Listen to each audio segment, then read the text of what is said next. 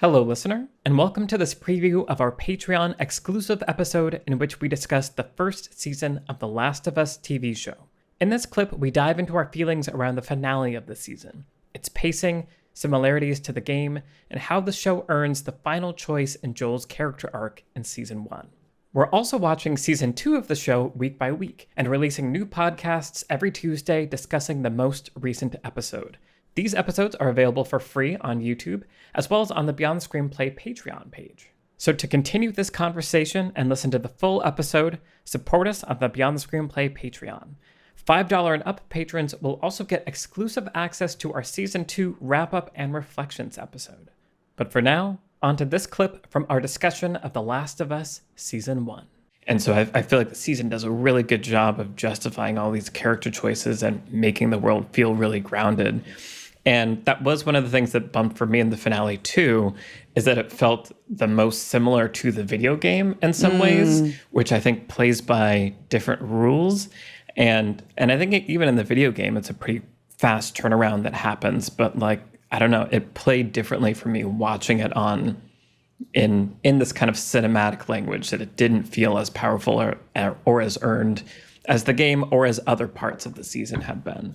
Yeah. When I think, once again, in the form of the video game, there's kind of a meta thematic thing happening of you, the player, to beat this game, now have to do this morally questionable thing. So it's kind of interesting in and of itself as like a, whoa, what do I do with this as a player? Whereas, yeah, in a show, I needed what you are calling out, Trisha, a little more build up, a little more of an inevitability to that eruption. And it does feel so, it like you said, Michael, it matches kind of the pace of the video game in that moment without having that meta experience of the game. Yeah, I mentioned, I think in our first episode talking about Season 2, that I did feel like the season was, the first season was like kind of breakneck speed sometimes in some ways that were a little off-putting to me, just because I wanted to spend more time in this world. And yeah, I did feel that I just looked it up, and that episode, the last episode, is actually the shortest episode in the season. And I think I remember even feeling like a sinking feeling when the episode started, because I was like, I don't want this to be rushed. I want this to be a long episode. I kind of want Joel to like hang out with Marlene and like have like lunch or whatever, and maybe kind of make us feel like this is like an important character who we're going to be spending a lot more time with and everything, and then have like the switch be like an even bigger switch, right? Something that happens in video games is the designers know that you want to keep playing the game, right? So when a character shows up and says like, here's the exposition dump of like the entire town that you're walking into, it's like, I don't want to do that. I want to go shop or talk to this person or pick up a quest or go do whatever. Last of Us is a different kind of game because it is essentially an entirely linear experience. But I do think there are scenes in the game that only go on for a couple minutes. So especially in this finale. So it's like you can kind of keep moving here, but with the show, you have a lot more time to really spend with these characters, as we see from the Bill and Frank episode and the Riley episode.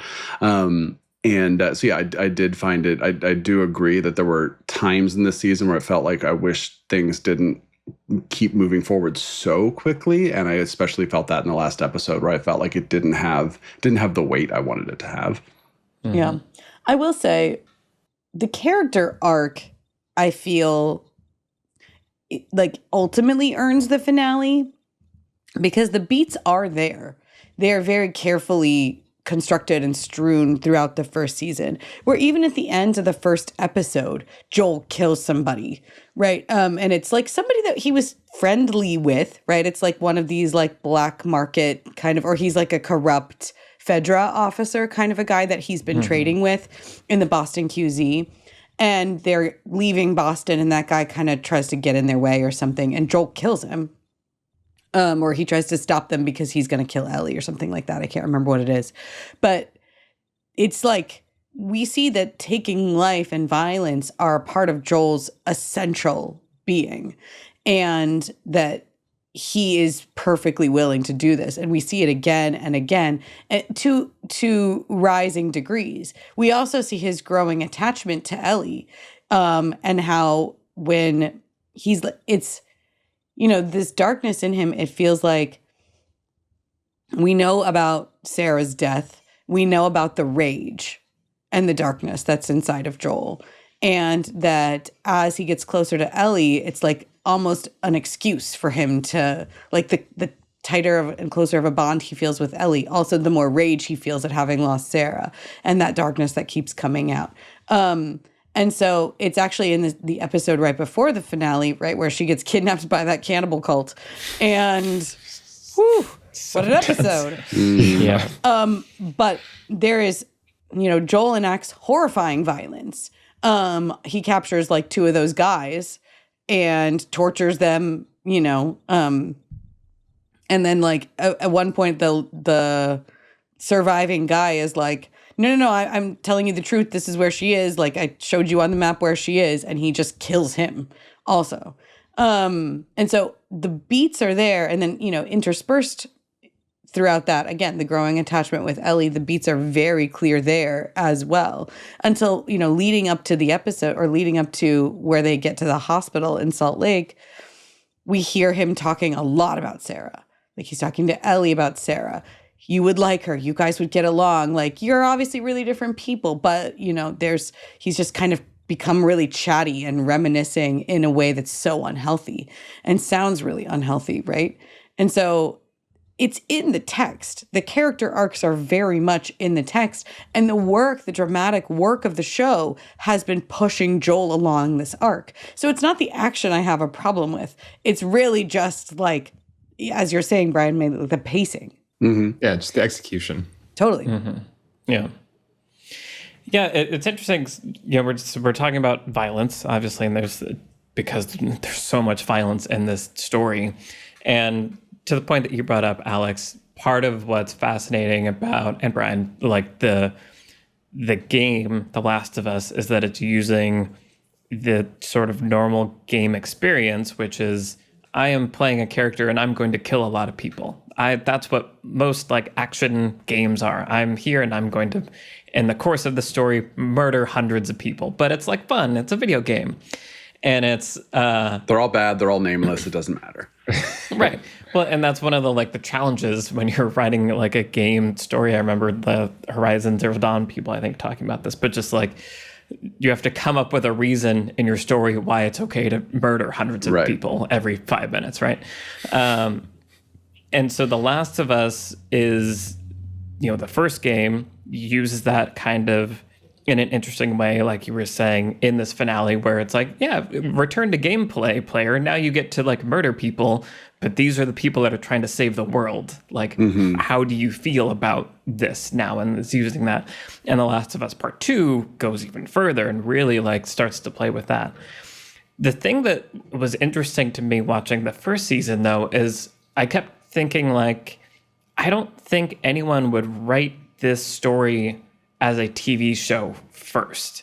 Like, I feel like there's almost like this would only come from a video game, because there's something about the extremity of the violence and the frequency of the violence that, HBO goes big with their horrific things sometimes, but I feel like the whole subject matter of this show is like violence and what it does to people. And yeah, part of me just feels like that you wouldn't think to write this show without that source material being a video game. And I don't know, I'm curious if you guys have any of those thoughts or were feeling anything along those lines. Like, could this story have ever been a TV show first, or is it kind of wholly unique because the source material is a video game like this? It's interesting. I was thinking a lot about video game adaptations in general. So I'll talk about that in a second. But yeah, I mean, I think that, and we'll talk about this more as we talk about season 2 also, is I think the story itself, what makes The Last of Us a very adaptable game, I think, is that it does just feel like if you try to make Minecraft into a movie, it's like, well, what's the story you're adapting there, right? And like, and same with like Super Mario Brothers, or it doesn't mean you can't make good things out of them. It just means that there's not a story there. Whereas Last of Us is just like, no, here's essentially a TV series worth of well written, well executed, well produced, acted, et cetera, et cetera, et cetera, scenes that tell, as we're talking about, a complete arc and to do some different things. So there is a part where I just appreciate Neil Druckmann, like, is a writer first and foremost, and he just is someone who runs a video game company. And we're seeing more and more of that as games are becoming like, I feel like when a new Sony game comes out, the Spider-Mans or the God of Wars or the Star Wars Jedis, I'm just like, ooh, it's a new season of my favorite television show. Like, I'm just like, I get to see what my favorite characters have been up to over the past couple of years, and I get to play a game that's fun while I'm at it. All of that said, to your point, Michael, there is this running theme of violence and the sort of meta narrative of like, if the finale of a game is finale of game X is you're a guy with a gun and there are a bunch of soldiers and you have to kill them to like save someone, then what if that was recontextualized to mean something entirely different than here's a bunch of Bowser goons or whatever that I have to like stomp on or whatever to get the princess, and we run off into the other castle. It's like, what if literally the person I'm trying to save is about to save all of humanity, and I'm going to put an end to that, but you're going to buy into the character because he's essentially saving his daughter when he couldn't the first time, So it's really interesting, and I think that like, yeah, that core idea feels like it's in response to video game violence, and what is the player going to feel when they are actually playing this sequence. At the same time, I feel like I could very easily see someone coming to this same story and story world and character arc if they were writing a movie or a show first. I hope you enjoyed this preview of our discussion around The Last of Us Season 1. To continue this conversation and listen to the full episode, you can support us on the Beyond the Screenplay Patreon page. The Patreon is also where you'll find our week-by-week episodes on Season 2. Those episodes are also available on our YouTube channel.